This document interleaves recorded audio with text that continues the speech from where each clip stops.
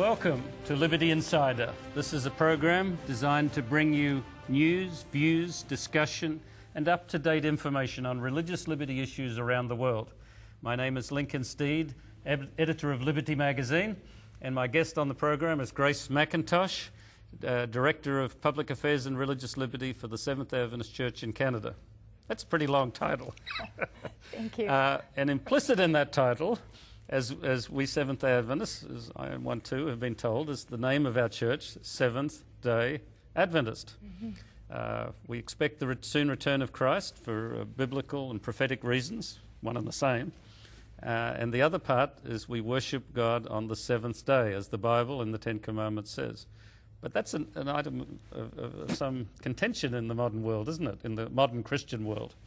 As to which day is the Absolutely. Sabbath, or if it's important The word to have Sabbath, a day. The word Sabbath, people are comfortable with. Not everyone very familiar, but all churches or all theologians understand that, Sabbath. But it means so many different things. Sabbath has been turned into Sunday. When many Protestants speak of Sabbath, they mean Sunday, but they use the same word, don't they? Yes. So seventh-day Sabbath needs to be spelled out. I agree. I remember in law school I had a friend who said to me, it doesn't matter what day you keep. It could be Wednesday. As long as you're keeping it to the Lord, He knows and He accepts the worship that you're giving Him. I wonder if his wife, certainly, or even his children would be so impressed if he kept or remembered their birthday on a month later rather than the day. I think... So that's sort of the key. I don't think it matters at all, unless if God Himself had said another day, He could have said Wednesday. It's somewhat arbitrary. God rested on that Sabbath day, the seventh day, and hallowed it. He made it was a God memorial. doing it. Yes, He did it on that day. If He'd rested and made the memorial on the next day, fine. And it's been said that... The point is that God hallowed it, not that it's any particular day of the week. And it's been said that to designate another day is to make yourself a demigod. You're taking that authority to designate another day. That's been said by some people. What I remember, and I've shared it on this program before, I think it's the 1996 document from Pope John Paul II, Dominus Dei, about the Lord's Day. He gives a long exposition there on the day of worship, and the early part of it, he's quite... I was going to use the word honest, which is wrong because to imply dishonesty there, but he's very articulate in acknowledging the seventh day was the Sabbath in the Bible in all times as it's presented. And he quotes those texts, accepts it, and discusses it. But then there's a pivotal moment where he says, and this is a very slight paraphrase because I don't have it in front of me, but he said, while the early Christians had no direct command from their Lord, they felt they had the authority to change the day. And he's very correct on that. Yes. But it was done on a human authority with certain assumptions that I think were wrong. And the one assumption is a risen Christ, a new dispensation. They wanted to honor the rising instead of the creation. But it was their assumption. It was no command from God, no logic from God, no hint from the Old Testament, nor the risen Christ Himself that the day should be changed. No. So it was a human idea. It was, and I've spent some time just meditating or thinking on this and contrasting the 2 days. And the Sabbath was set up as a memorial of creation. And creation is an indicia, or one of the things you would expect, a God, from God. Mm. And so you have in this memorial of creation the recognition of that God is a creator, and He's our creator. That's the intention, yes. And you can't get away from His divinity, right? And in the New Testament, Paul says, God the Father and Jesus created the universe.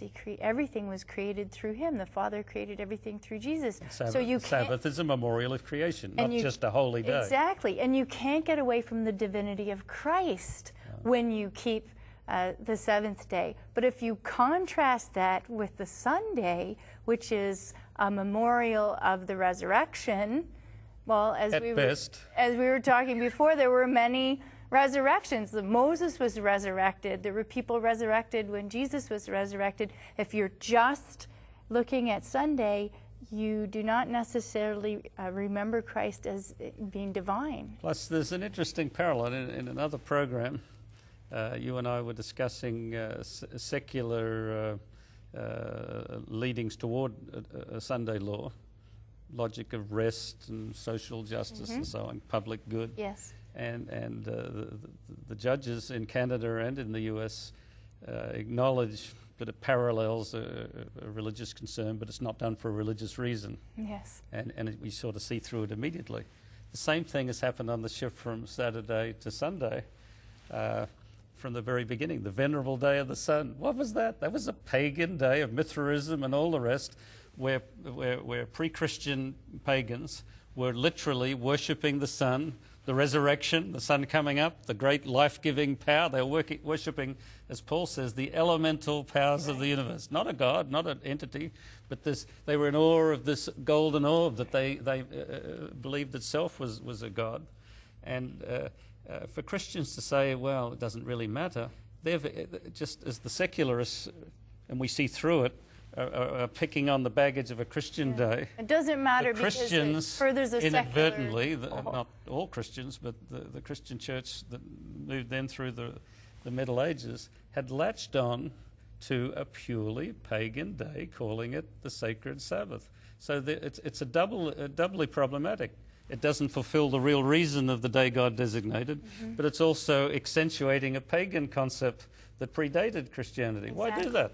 And in no way does it point to Jesus' divinity. No. So you can remember the day, you can think of the historical roots, or you can think of Christ's resurrection, but he could have just been a prophet having been resurrected. It doesn't point to his divinity. And Adventists have a special understanding of the conflict of the ages. You know, the war between Christ and Satan. I do think in the modern Christian world, I think Seventh Adventists, yes, have inherited one of the clearest visions of it. I like to think that existed even a few hundred years ago in Protestant thinking. And I've even told you and others on other occasions that Milton's Paradise Lost really brings out the war in heaven and the great controversy. It's not unique to Adventists, but yes, we uniquely are carrying on that concept, and it's in the Bible. It starts, with the creation of man and the temptation from the serpent, Lucifer. There's a conflict, and it needs to be resolved correctly for the peace of the universe and for the integrity of the Godhead. And as we move into what we see are end times and the fulfillment of Revelation, I look for themes, things that undermine the authority of God and undermine the divinity of Christ. Yeah. And as I see them converging and coming together, I more than ever appreciate the understanding of the great controversy and this war between Satan and Christ. Absolutely. And we need to be watching and speaking against these things and call people's attention and lift up Christ. When you were talking about that, something occurred to me. I connect disparate things in my mind. That's the way my mind works.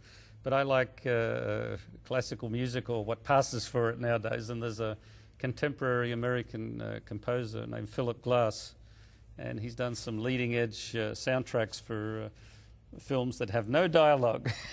They're just images of the modern world flipping by. The first one was called Koyaanisqatsi, and it was from a Hopi Indian word about life out of balance. And it showed modernity just rushing toward the precipice, basically. Very powerful. But one of the latest ones that he did, and I wish I could remember the Indian word, but it was a word, not pakwatsi, but something like that, and its meaning was a state of perpetual war. And it used modern images, a lot of them from television, to underline, and it's so visually obvious that the 21st century life and all the technological progress and the debates in society, the wars, the riots and that, we've become, well, like Satan himself, restless and unsettled and divisive and contentious. And this is literally what humanity is inherited by departing from God. There's no question. And in the middle of that, Sabbath rest, a time not just to stop activity, which the secular world wants to do with the family day of rest, but stop and spiritually rest to get out of your mind all of the patterns of human behavior, which is at odds with true spirituality. That's a very profound thought. And the idea that you can legislate morality that's religious morality. We obviously legislate morality in how we treat each other. I don't know if this is profound, morality. but again, there's that classic moment in the New Testament where Jesus walks toward his followers in the storm. The Bible also says the wicked are like the restless sea, and the storm makes the disciples so afraid, and Jesus stands up and he says, "Peace, be still." On a word, he could calm it, but legislators can't do that. No, they can't mandate peace. and can't mandate rest. Rest is not cessation of activity. Rest, we all know that. When I'm overworked and that, I can lie down and my mind's going like this and my body's pumping and I can wake up more tired than I went to sleep. True rest comes from a spiritual state of mind, a change. Absolutely. And the Sabbath, again, is designed to accomplish that. And legislating doesn't create new citizens. It creates a class of hypocrites. If you're dealing with morality. Yes. Yeah. Because I don't believe civil governance is designed for that. Or at least it's not good for it, and it doesn't need that.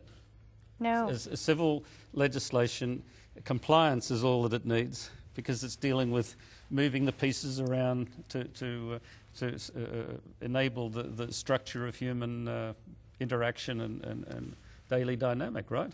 That's Am I right? right. You're That's the right. lawyer. No, I don't know what philosophy they teach the lawyers, but it has to be something like that. Surely lawyers are not told, well, you can morally change society through laws. That's not the goal. I mean, it might be the byproduct on odd occasions, but it's not what it's concerned with. I think they do ask the question, which comes first, the chicken or the egg? I think they do ask that question.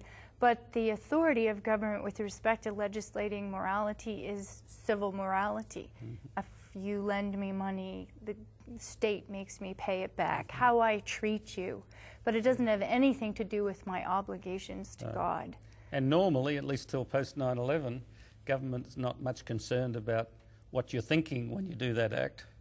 If you obey the law, that's what they want. Whether in your mind you're thinking, it's crazy law or whatever, I wish I didn't have to do it. No, that doesn't go. The closest I can think of it is in court. Maybe you could get for contempt of court if you speak badly to the judge. Yes. But normally laws are concerned with road compliance. Well, this is probably a good time to take a break. Interesting discussion that we'll get more particular on when we talk about the Sabbath, a day of divine rest. Stay with us. We'll be back shortly.